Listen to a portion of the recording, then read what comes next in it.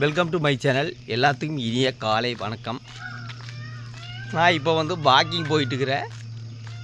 அதாவது காலையில் வாக்கிங் போகிறது ரொம்ப ரொம்ப நல்லதுங்க. எதனால் சொல்கிறேன்னா, நீங்கள் காலையில் 1 மணி நேரம் நீங்கள் வாக்கிங் போனீங்கன்னா ஒரு 10 சாப்பிட்றதுக்கு 10 மாத்திரை சாப்பிட்றதுக்கு சமம் சொல்லியிருக்கேங்க. அது சொன்னது யாரும் இல்லை, சொன்னது யாரும் இல்லைங்க, நான் கிடையாதுங்க. கேஇ ஹாஸ்பிட்டல்னு கேள்விப்பட்டிருப்பீங்க, பக்தவத்சலம் அவரே சொல்லியிருக்காரு.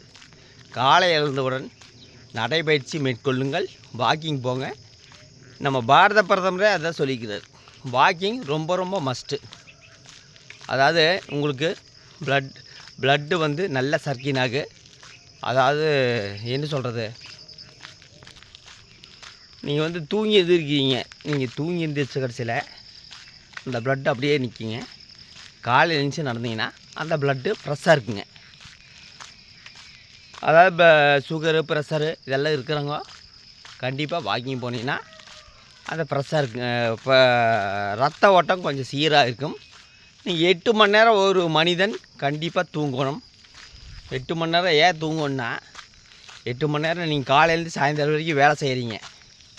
அந்த வேலை செய்கிற இது 8 மணி நேரம் அந்த உறக்கத்தில் தான் இருக்குது. 8 மணி நேரம் கம்பல்சரியாக தூங்கணுங்க.